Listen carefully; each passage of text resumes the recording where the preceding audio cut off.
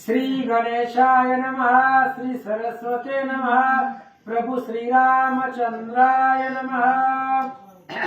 जय जयाति दशग्रीवांतका, जय जयाति घटकर्ण छेदिका, जय जयाति सूर्यकुल दीपका, मदन ते का ध्यान तुझ वर्णिता सहस्र वदन, तोही झाला अनुदिन, आगाध झळे भक्तजन, तव गुण अंत न पावती। पांडुरंगा करो प्रथम नमन दुसरे चरण संतांचे, त्यांच्या कृपालाने कथेचा विस्तार, बाबाजी सद्गुरु दासोबा रामकृष्ण सांगायला बसला नाही, सोपं आहे. तुम्ही सांगायला झपात घेतो मी, पण तुम्ही हे का बघा. कथेचं अनुसंधान आपल्या गावामध्ये राम अश्वमेध यज्ञ हा ग्रंथ चालू आहे आणि प्रभू रामचंद्र लंका सोडून नंदीग्रामच्या ठिकाणी आले, भरताची भेट झाली आणि भरताला घेऊन ते अयोध्येमध्ये पोहोचले. प्रभू रामचंद्र अयोध्येत आल्यानंतर अत्यंत आनंदाने त्यांचं स्वागत केलेलं आहे, नाही का. दारामध्ये रांगोळ टाकलेत, पताका लावले आहेत, नाही का. निशाणे पडून गेले, स्वर वाद्याचा आवाज या ठिकाणी येऊ लागले आणि अशा प्रकारे प्रभू रामचंद्रांचं स्वागत अयोध्येमध्ये केलेलं आहे. आणि आता पुढची कथा कशी आहे, पुढची कथा गोड ऐकण्यासारखी आहे. कुठपर्यंत पोहोचलो, प्रत्यक्ष सगळ्या अयोध्येची पाहणी केली तर त्याचा एक दुष्ट भेटला, परीट. रजक म्हणजे परीट. रजक कोण करत नाही, जो परीट कपडे धुतो, स्वच्छ करतो, त्याचं म्हणणं आहे की मी कपडे स्वच्छ करतो बाहेरून. आज तर कुठं पण निघाला त्याला. आणि त्यानं सांगितलं काय म्हणले, रामाने म्हणजे असं करावं का म्हणले, म्हणजे चांगल्या माणसाला लोक नाव ठेवतात, चांगल्या माणसाला रामाने असं करावं का. 6 महिने लंकेमध्ये होती सीता, आपल्या घरामध्ये घेते, बायकोला मला चालणार नाही, तो बाहेरला घेते ना, तिकडे जाय, इकडे यायचं नाही. अशा प्रकारे बातमी प्रभू रामचंद्राला समजली आणि समजल्यानं त्यांनी ठरवलं काय हरकत नाही, तुमच्या समाधानासाठी मी पण माझ्या बायकोला त्याग करतो. जसं त्या पार्टानं बायकोला त्याग केला, त्याला माहेरला पाठवलं, तसं प्रभू रामचंद्राने आपल्या सीतेला माहेरला पाठवलं, म्हणजे पृथ्वी मातेचे स्वाधीन केलं. अशा प्रकारे कथा इथपर्यंत आलेले. पुढं बोला. ऐसा तुझी विश्वंभर, सकल त्रैलोक्याचा आधार, त्या तुझ्या कीर्तीचा पार, मी पामर काय ग्रंथकर्ते म्हणतात मी पामर आहे, तुझ्या गुणाचं वर्णन मी करू शकत नाही, नाही का. शेष सुद्धा त्याने आहे, नाही का. समुदायशाही आणि पूर्ण जंगलाचे बोरू केले, बोरू म्हणायचं, तर त्यांनी सुद्धा त्याचं वर्णन करता येत नाही. अशा प्रकारे देवा तुझं वर्णन आहे त्या ठिकाणी सांगू लागले. तो तू अयोध्यापुरी वससी, 11वा रुद्र तुझ्या सेवेसी, कौशल्य मातेच्या जन्मोनी कुशी, सकळ देवाशी 11वा रुद्र म्हणजे भगवान शंकर. हे तुझे कशामध्ये तुझं ध्यान करतायत. रामा प्रत्यक्ष भगवान शंकर तुझं ध्यान करतात. असा तो कसा आहे, सर्वश्रेष्ठ आहे, गुणवान आहे, कीर्तिवान आहे, तुझं वर्णन करता येत नाही असा रामा तो आहे. ग्रंथकर्ते रामाचं वर्णन करतात. 14 वर्ष कानन सेवन, पितृआज्ञा केली पालन, दशानना लागी वधुना, सीतेला गुण आणि रामामध्ये तू काय केलं म्हणजे आई वडिलांची आज्ञा पाळली. 14 वर्ष वनवासाला गेला, आणि त्यानंतर ज्या रावणाने सीता पळवून नेली ती सीता सोडून आणली. रावणाचा छेद केला, शिरछेद केला, त्याला वध केला. दुष्ट राक्षस मारले गेले. केवळ सीतेमुळेच वाईट वृत्ती माणसं मारली गेली. स्त्री शक्ती विरुद्ध आणली असते बरं का.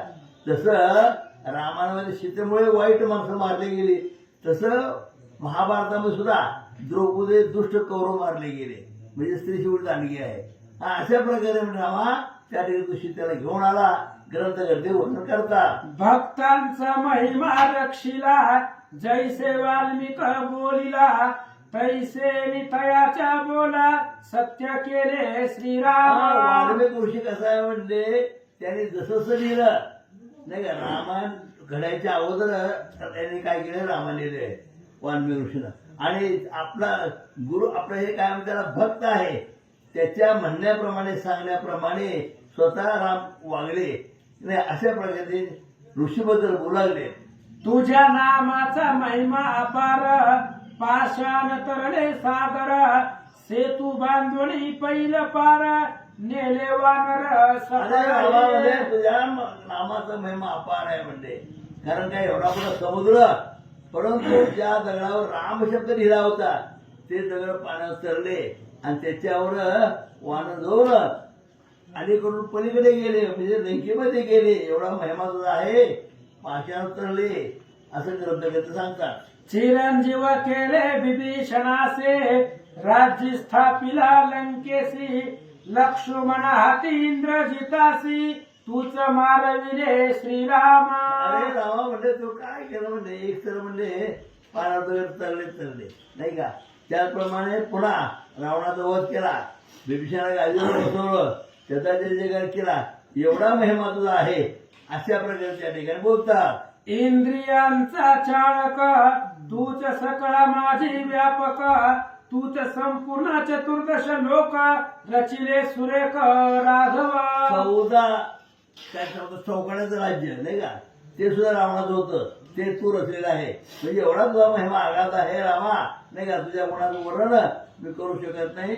अशा प्रकारे प्रभू रामचंद्राचं कशा प्रकारचं कार्य आहे, काय काय केलं रामाने ग्रंथकर्ते या ठिकाणी बोलतात. भूलोकापासून जाण, सत्य लोकापर्यंत पूर्ण, तैसेच आतळापासून गगन, पाताळ जाण सातवे. आणि भूलोकापासून स्वर्गापर्यंत आणि पाताळापर्यंत सगळ्यांचा तू उद्धार करणारा असा तू राम आहे म्हणजे. अशा प्रकारे त्रिगुणात्मक प्रभू रामचंद्र आहे. त्या रामाबद्दल ग्रंथकर्ते स्तुती करतात. एवं चतुर्दश लोक, त्या माझी तू व्यापक, तुझा महिमा अलोलिक, भक्त भाविक जाणती. आणि भक्तालाच कळतं रामा तुझा महिमा काय ते नाही का. आणि अशा 14 भोवनाचं राज्य भोगणारा आणि अशा प्रकारे रामा तुझं महिमा फक्त साधू संतांनाच कळतो, ते तुझं वर्णन करतात. अशा प्रकारे रामाबद्दल ग्रंथकर्ते बोलतात. मागील अध्यायी जाणार, देव गेले स्वर्ग लागून, झाले अगस्तीचे पूजन, हेची कथन वर्तले. आता मागच्या अध्याय म्हणजे कालच्या अध्यायात काय झालं म्हणले तर म्हणजे प्रभू रामचंद्राचा राज्याभिषेक झाला. त्या राज्याभिषेकासाठी अनेक ठिकाणचे ऋषीमुनी आले होते, स्वर्गातून देव आले होते. सर्वांच्या साक्षीने प्रभू रामचंद्राचा राज्याभिषेक झाला आणि राज्याभिषेक झाल्यानंतर सगळे देवदूता आपापल्या ठिकाणी गेले अशा प्रकारे बोलतात. आता पुढील कथा संधान, शेष सांगती वत्स्यायन लागून, एकाग्र मने करुण, श्रोते जनी परिसावे. आता त्या शेष म्हणजे कोणते गुरुदत्त आहेत नाही का. ज्याला गुरुचा आशीर्वाद मिळाला तो शेष, ज्याने हे ग्रंथ लिहिला ते म्हणतात इथपर्यंत झालं. आता पुढची कथा कशी आहे ते त्यांनी सांगितलं. राम म्हणे अगस्ती लागून, येणे झाले कृपा करुण, तेने आम्ही झालो पावन, हे महिमान तुमचे. त्यावेळेस अगेश ऋषी आले नाही का. अगेश ऋषी आले का. आणि आल्यानंतर प्रभू रामचंद्र पाहिलं, दर्शन घेतलं आणि म्हणजे तुम्ही आल्यामुळे आम्ही पावन झालो नाही का. तुम्ही आल्यामुळे आम्ही पावन झालो, तुमचं दर्शन झालं, आम्हाला अत्यंत आनंद झाला. अशा प्रकारे प्रभू रामचंद्र अगस्त्य मुनीला बोलतात. आम्ही आपुले दासानुदास, काही कार्य सांगा आम्हास, जेणे आपुले प्रसन्न मानस, होईल तेच करू आम्ही. अरे हे गुरुवर्या म्हणले तुम्ही काय करा म्हणजे तुम्ही आम्हाला आज्ञा द्या, आम्ही काय करावं काय सांगायचं तुम्ही सांगावं. तुमच्या आज्ञेप्रमाणे आम्ही वागतो, त्याप्रमाणे कार्य करतो, तुम्ही आम्हाला आज्ञा करावी. अशा प्रकारे प्रभू रामचंद्र अगस्त्य मुनीला बोलतात. मी राज्य करिता जाना, आपुले तपश्चर्या लागून, कोणी दुष्ट विघ्न करुण, दुःख न देखी ऋषीवर्या. ऋषीवर्या म्हणले या ठिकाणी आता असं राज्यकारभार आमचं करतो म्हणाले, कोणाला काही त्रास होणार नाही, सर्वांना आनंद झाला पाहिजे, सगळे सुखी राहिले पाहिजे, अत्यंत आनंदाने राहावं अशा प्रकारे करत आहोत. अशा प्रकारे गुरुवर्याला अगस्त्य मुनीला प्रभू रामचंद्र बोलतात. लोपामुद्रा आपुली गृहिणी, महापतिव्रता धन्य जननी, सुखी आहे की आपुल्या सदनी, सांग मज लागून ऋषीवर्य प्रभू रामचंद्र अगस्त्याला बोलतात. जेव्हा म्हणले तुमची पत्नी कोणी लोपामुद्रा आहे म्हणले, आणि मग त्यांचं काय व्यवस्था आहे नाही का, त्यांची तब्येत कशी आहे, त्यांचं आरोग्य कसं आहे, त्यांना समाधान सुख आहे का नाही, म्हणजे त्यांची विचारपूस प्रभू रामचंद्र करतात. कुणाची? अगस्त्य मुनीची पत्नी लोपामुद्रा, आणि तिची चौकशी करू लागले. वचन ऐकोणी अगस्ती सांगे वृत्तांत श्रीरामा प्रती, तेने पावणी समाधान चित्ती आनंद वृत्ती बोलत असे. आणि अशा प्रकारे अगस्त्य मुनीला प्रभू रामचंद्र प्रश्न विचारला, मग तुमच्या लोपामुद्राची अवस्था कशी आहे, सुखी समाज आहे का नाही, असं म्हणल्यानंतर आता अगस्त्य मुनी आपल्या पत्नीबद्दल रामाला काय सांगतात ते सावचिंतन ऐका. हे ऋषीश्वर आपण केवळ धर्ममूर्ती आसोन, निस्पृह आपुले सदा मन, तुम्हाला गुण काय द्यावे. गुरुवारा म्हणले नाही का, तुम्ही कसे म्हणजे आमचे गुरु आहात नाही का, तुम्हाला आम्ही काय द्यावं, काय उतराय व्हावी, अशा प्रकारे प्रभू त्यांनी बोलतात. आपुल्या तपे करून आपणासी, जे जे इच्छित असेल मानसी, ते ते प्राप्त होया त्या समयासी, ऐसे मदसी भासत असे. गुरुवारामध्ये तुमच्या आशीर्वादामुळे आम्हाला जे जे पाहिजे मिळतं, म्हणजे केवळ तुमचा आशीर्वाद आम्हाला पाहिजे, अशा प्रकारे प्रभू रामचंद्र अगस्त्य मुनी बोलतात. ऐसे श्रीरामाचे भाषण ऐकोणी अगस्ती बोले वचन, देवादिकांची तुझे दर्शन दुर्लभ जाण श्रीराम. अगस्त्य मुनी म्हणतात, अरे रामा म्हणले तुझं दर्शन फार कसं अवघड आहे म्हणले नाही का, ऋषीमुनीला तू दर्शन घडतं, कारण तुझं दर्शन झाल्याशिवाय कुठल्याही माणसाला समाधान शांती सुख मिळत नाही, म्हणून तुझं दर्शन घडलं हे आमचं भाग्य आहे.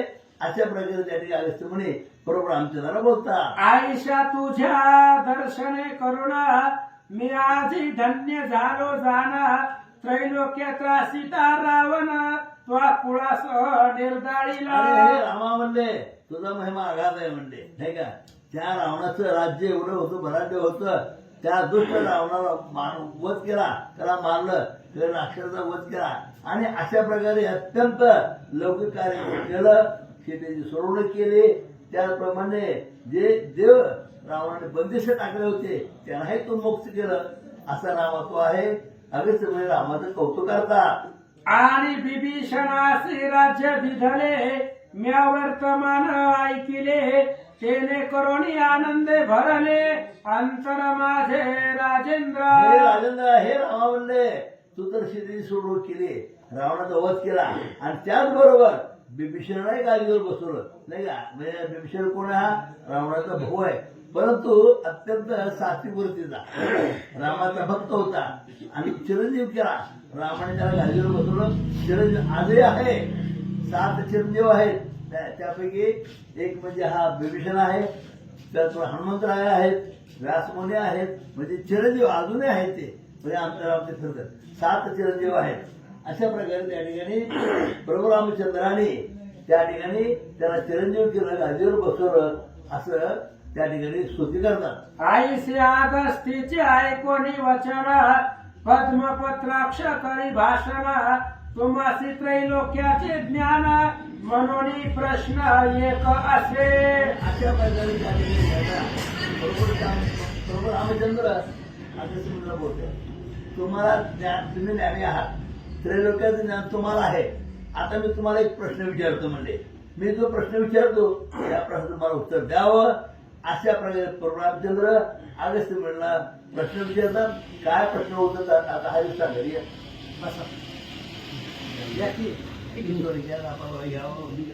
ऐसे अगस्तीचे ऐकूनी वचन, पद्मपुत्राक्षे करी भाषण, तुम्हासी त्रैलोक्याचे ज्ञान, म्हणून प्रश्न एक असे.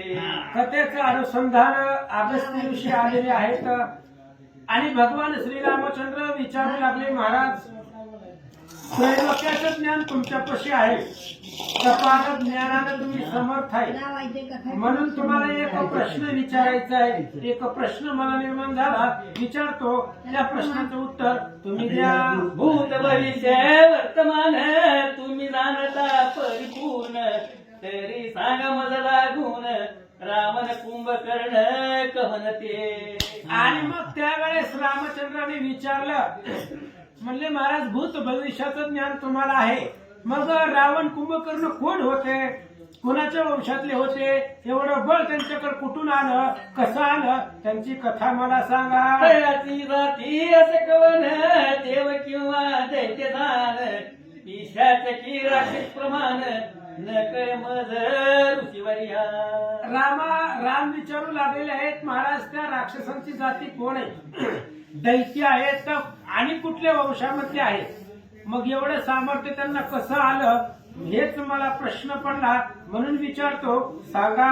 आयसे बोलता सीता धवे अगती सांगती तयासी भावे, माझ्या वचनी चित्त द्यावे ऐके वंशावळी लागून. आणि मग अशा पद्धतीने रामचंद्राने विचारल्याबरोबर अगस्त्य ऋषींनी सांगितलं, रामा प्रश्न विचारलाय बरोबर आहे, आता लक्षपूर्वक ऐका. रावणाची वंशावळी सांगतो. सृष्टी करता जो ब्रह्मदेव तयाचे सुतासी पुरस्ते नाव, तया उदरी पुत्रोद्भव म्हणती सर्व विश्रवा. आणि म्हणले ब्रह्मदेव सृष्टी करताय, सृष्टी करता ब्रह्मदेवाचा मुलगा, त्याचं नाव पुलस्ती आहे, आणि त्या पुलस्तीचा मुलगा पौलस्ती आहे, त्यांनाच विश्रवा असं नाव आहे असं सांगतात. तो वेद विद्ये माझी निपुण त्याचे ललना झाल्या दोन, पातीवरते धर्मयुक्त झाल नामाभिधान मंदाकिनी. आणि ते असणाऱ्या विश्रवालाच म्हणजेच पुलस्ती आणि विश्रवा असं त्यांचं नाव आहे, आणि ते असणाऱ्या विश्रवाचं लग्न झालं, दोन पत्नी होते, त्यांना एक धर्मपत्नी होती, तिचं नाव मंदाकिनी होतं, सती होती असं सांगतात. दुसरीचे नाम कैकसी वहिले, मंदाकिनीची पुत्र रत्न झाले, तयाचे धनधनाम ठेविले, अष्टलोक पाळले किल तो. आणि त्या विश्रवाला दोन पत्नी होते, एक मंदाकिनी आणि दुसरी कैकशी. मग मंदाकिनीला एक मुलगा झाला, त्याचं नाव धनद म्हणजे कुबेर ठेवलं गेलं, आणि अष्टलोकपाळाचं राज्य त्या कुबेराच्या स्वाधीनी केलं असं सांगतात. त्याने तप केले दारुण विश्वामित्र ऐसे जाण, तेने शंकर झाला प्रसन्न दिले वरदान ते ऐक. आणि रामा ते असणाऱ्या कुबेरानं तप केलं होतं, जसं पाठीमागं विश्वामित्रांनी तप करून महादेवाला प्रसन्न केलं, तसं त्या विश्वामित्रानं कुबेरानं तप केलं आणि महादेवजी प्रसन्न झाले. लंकेचे राजे तया लागून दिले कांचनमय नगर झाल, आणि दिधले पुष्पक विमान सुखे करून वर्तावे. आणि मग ते असणाऱ्या कुबेराला महादेवाने सोन्याचं लंकेचं राज्य दिलं, लंका प्राप्त करून दिली, आणि पुष्पक विमानासारखं विमान त्या कुबेराला अर्पण केलं. ऐसे तो राज्य करीत असता ग्रही होती पत्न माता, युद्ध दैत्याची दुहिता कैकशी म्हणून कदिली जे. आणि मग त्यात असणाऱ्या विश्रव्याला दुसरी एक पत्नी होती, तिचं नाव कैकशी होतं, आणि विद्युत मालिनी राक्षसांची ती मुलगी होती. अशा प्रकारची ती कैकशी, तिलाही पुन्हा पुत्र संतान झालं. ऐका. तिच्या उदरा माधारी पुत्र तैर्य झाले निर्धारी, रावण कुंभकर्ण दुराचारी विभीषण अवतारी तिसरा. आणि त्या कैकशीला 3 मुलं झाली, आणि तिन्ही मधली 2 वाईट होती, दुराचारी होती. रावण कुंभकर्ण ही वाईट संतान होती, कुमार्गानं वागणारी होती, आणि तिसरा मुलगा त्यांना विभीषण जन्माला. दशानन कुंभकर्ण क्रूर कर्मी दोघे जण, भगवत भक्त परिपूर्ण होता विभीषण जाणतो. आणि मग रावण कुंभकर्ण क्रूर कर्मी होती, वाईट कर्म करत होती, आणि त्यांच्याच असणारा 3 नंबरचा जो भाऊ होता विभीषणजी, तो धर्मपरायण भगवंताची भक्ती करणारे असे होते. ऐसे असता ते सदनी कोले कार्याला कुबेरा म्हणी, जावे माता पित्याच्या दर्शनाला लागूनी पुष्पक विमाने वैसोनिया. आणि मग ही असणारी घरामध्ये होती सगळी जण, कैकशी होती, विश्रवा महाराज होते, ही 3 मुलं होती. मग एकदा कुबेराला वाटलं विमान आपल्यापाशी आहे तर विमानामध्ये बसून जावं आणि वडिलांचं दर्शन घ्यावं असं त्याच्या मनाला वाटलं. लंके होऊनी आला त्वरेसी विमान चालवी दे आकाशी, लाज वाटली पवनासी पाहुणे वेगासी तयाच्या. आणि मग लंकेवरून विमानात कुबेरजी बसले, उड्डाण केलं. वाऱ्याच्या वेगाला सुद्धा लाजवेल, वाऱ्याला सुद्धा लाज वाटेल अशा प्रकारचं उड्डाण विमानाने केलं. ते दिवे विमान सुशोभित कनकमय होते लकलकीत. जैसे चंद्र सूर्य झळकत तैसे झगझगीत नाना परी. ते विमान अतिशय सुंदर होतं. चंद्र सूर्याचं तेज असावं तशा पद्धतीने कोट्यावधी सूर्याचं तेज त्या विमानावरती होतं. त्यामुळे ते विमान चमकू लागलं. वाटे कैलास उतरत किंवा वैकुंठ भुवन मृत्यूलोक येत किंवा देव शयन करीत झाले भ्रांत सर्वही. आणि त्या विमानाला बघितल्यानंतर ना त्याच्या प्रकाशाला पाहिलं, सगळे भ्रांत झाले. ते वैकुंठ या असावं किंवा कैलास असावं त्या प्रकारची शोभा त्या विमानाची होते. किंकणी वाजती नाना परी अलंकार भरजरी पोशाख भरी पार्षद घरा स्थित भीतरी स्तुती करती धनाची. आणि मग त्या विमानामध्ये किंकिणी घंटा अशा प्रकारचे असणारे सजवलेलं त्या विमानाला परिकर सजवलेलं होतं. विमानामध्ये पार्षद होते, जे पार्षद कुबेराचं वर्णन करत होते. ऐसा इमानारूढ होत असता झाला काननी प्रवेश करिता मिश्रवा पीत जेते होता पावला तत्वता तयस्थानी. असं म्हणले अशा प्रकारे विमानामध्ये बसून कुबेर निघालेला आहे. ज्या ठिकाणी विश्रवा महाराज होते ते असणाऱ्या त्यांच्या दर्शनासाठी त्याचं विमान खाली उतरलं. माय बापा लागून सत्वर साष्टांग केला नमस्कार हात जोडून उभा समोर बोले उत्तर ते काळी. आणि कुबेर आला, विमानाच्या खाली उतरला, आई वडिलांना नमस्कार केला. विश्रवा वडील तेच पुलस्ती आणि मंदाकिनी आई दोघांना नमस्कार केला आणि काय बोलू लागला. मी जे घेतले जनन त्याचे झाले साफल्य जाणे धन्यवाद त्याचीच दीन दर्शने पावन मी झालो. आणि कुबेराने सांगितलं, मी तुमच्या पोटाला जन्म घेतला त्याचं सार्थक झालं. म्हणले सोन्याचं नगर भेटलं आता काय खायचे. पुष्पक विमानासारखं विमान भेटलेलं आहे, सगळं जीवनाचं सार्थक झालं असं तो बोलू लागला. ऐसी नाना प्रकारे स्तुती करीत माय बाप आशीर्वाद देत जाता झाला लंके प्रत विमानासहित ते काळी. अशा पद्धतीने नाना प्रकारची स्तुती केली, आई वडिलांना बोलला. विमानामध्ये कुबेर बसले आणि लंकेच्या दिशेने निघाले. धनर गेला लंकेसी मग रावणादी पुरुष ती मातेसी आता पुरुष आला पर्णकुटी केसी आशीर्व्यासी घेऊन या. आणि मग कुबेर निघून गेल्याबरोबर रावण कुंभकर्णाला अनुभूती देखला. रावण कुंभकर्णानं आईला विचारलं, म्हणले कोण होतं हे. विमानामध्ये येऊन आलं, बसलं, आई वडिलांचं दर्शन घेतलं, आशीर्वाद घेतला, निघून गेला. कोण होतं सांग. तो मला वाटे ज्ञाता तरी सांगतो कोण होता ऐसे मातेने ऐकता क्रोध चित्तात खवळला. आणि रावण कुंभकर्णानं रावणाने विचारलं, आईला म्हणले कोण होता तो. ज्या अर्थी विमानामध्ये येत होता त्या अर्थी ज्ञानी होता, हुशार होता असं मला वाटलं होतं. मग तू कोण होता, त्याचं नाव काय आहे असं विचारल्याबरोबर कैकशीला राग आला. रघुपती म्हणे ऋषीश्वराची कैकईस कोपाविष्ट झाली कैसी जैसा पद पडता सर्प वदनासी वाटे प्राणासी हरिणहा. आणि असं रावणाने विचारल्याबरोबर कैकशीला राग आला. पण किती राग आला. शेष महाराज वत्सयानाला सांगतात, जसं सापाच्या शेपटीवर पाय द्यावा आणि सापाला राग यावा. आता वाटतं की हिसाब मार आपल्याला मारून टाकील तेवढा राग कैकसीला आला. सापर्ण भाव मुनी आणून आरक्त केले असती नयन अरे हा सतीच्या पोटी झान पुत्र रत्न जन्मले. कैकशीनं रावणाला सांगितलं, बघ म्हणले ती सवतीचं पोरग आहे आता आलेलं कुबेर जे आहे. सावत्र भाऊ आहे तुझा, म्हणले सवतीचं पोरग आहे. आणि काय असणार आहे कुबेर मंदाकिनी.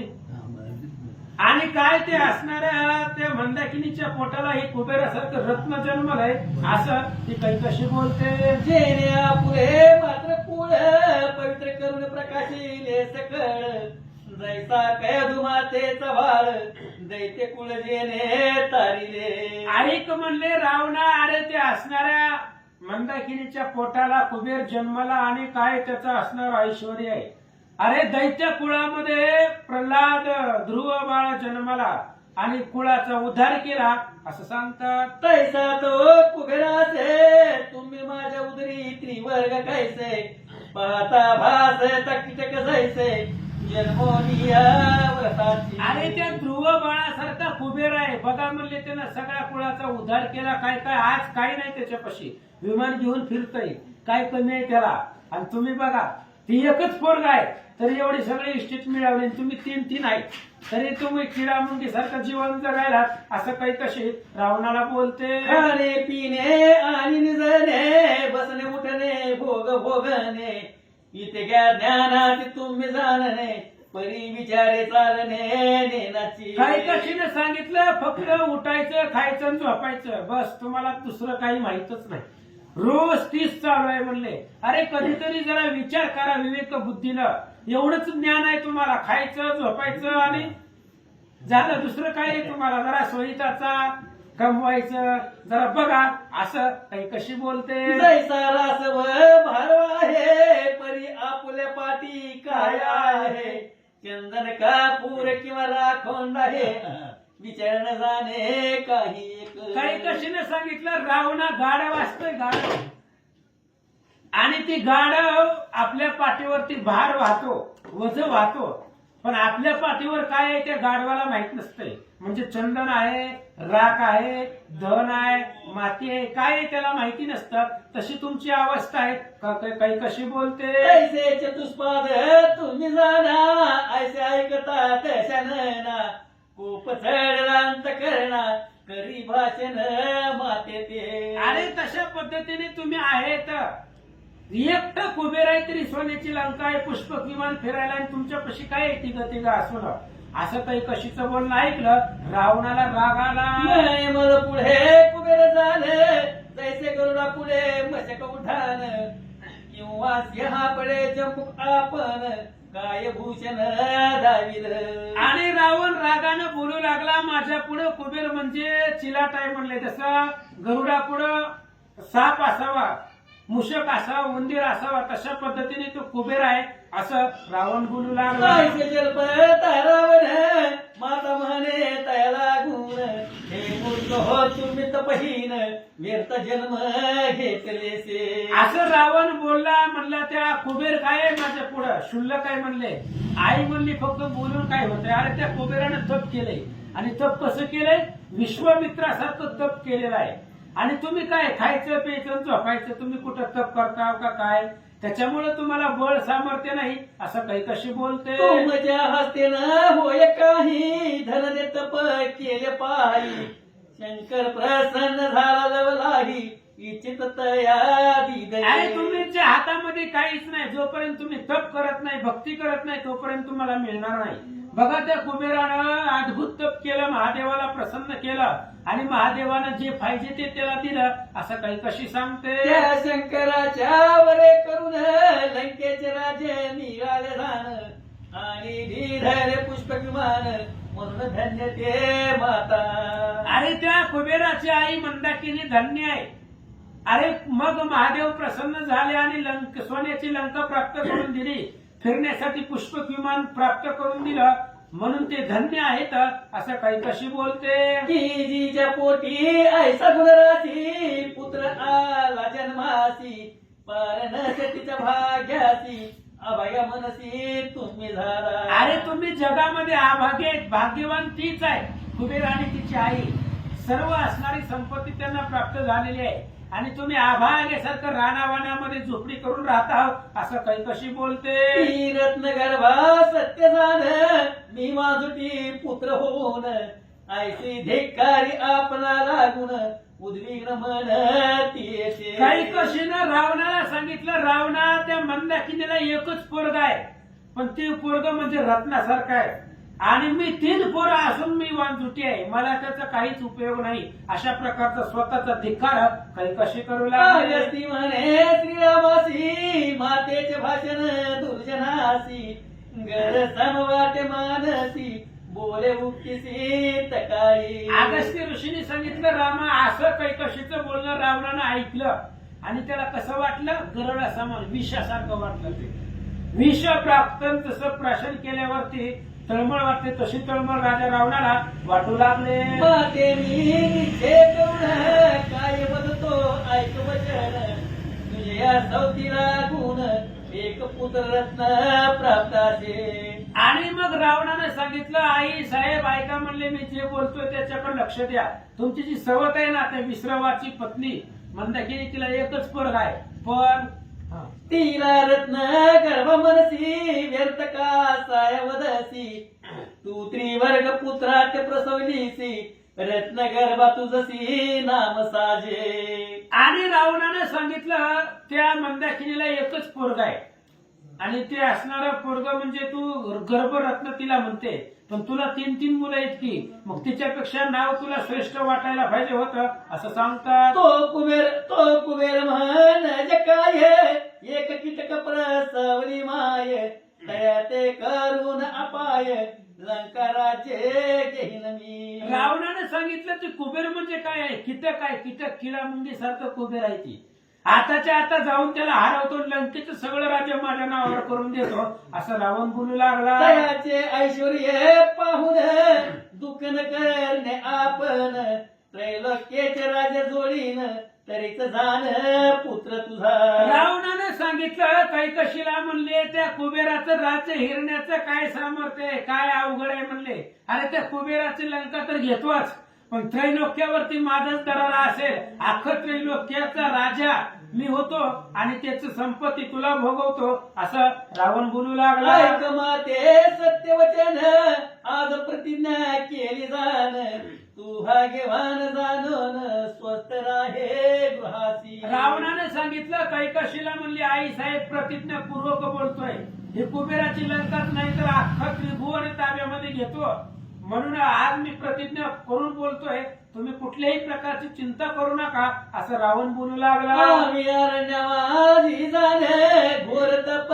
करू दारून, चतुराननात तोषवून वर प्रधान घेऊ पै. आणि रावण, कुंभकर्ण आणि विभीषण तिघही कैकशीला बोलू लागले, तुम्ही आश्रमामध्ये झोपडीमध्ये राहावा, आम्ही तिघच्या तिघ अरण्यामध्ये जातो, दुर्धर अशा प्रकारचं तप करतो आणि ब्रह्मदेवाला प्रसन्न करून पाहिजे ते वरदान घेतो. त्रैलोक्य घेऊ वश करून माते ऐक सत्यवचन, अन्न उदय क्रीडा जाण त्यागिनी संपूर्ण निश्चयसी. आणि रावणाने सांगितलं, आई साहेब संपूर्ण त्रैलोक्य वश करतो, माझ्या ताब्यामध्ये घेतो, आजपासून अन्नाचा पाण्याचा त्याग करून कठोर तपश्चर्या करून ब्रह्मदेवाला महादेवाला प्रसन्न करतो. जरी तुक्यांचा करू अंगीकार तरी मात्र पितृवधाचे पाप दुर्धर, हा दोष घडेल आम्हावर शपथ निर्धार ही माझी. रावणाने सांगितलं, आतापर्यंत मी जे जे बोललेलो आहे की कुबेराची लंका घेतो, त्रैलोक्याचं राज्य घेतो, ही जी माझी, हे जर माझ्याकडून करणं झालं नाही तर आई वडिलांना मागलेलं पाप मला लागेल असं रावण बोलू लागला. आयसे प्रमाण वधूनचे काळी नमुने मात्र पित्र चरण कमळी, रावण कुंभकर्ण विभीषण बळी निघाले जाण तेथून या.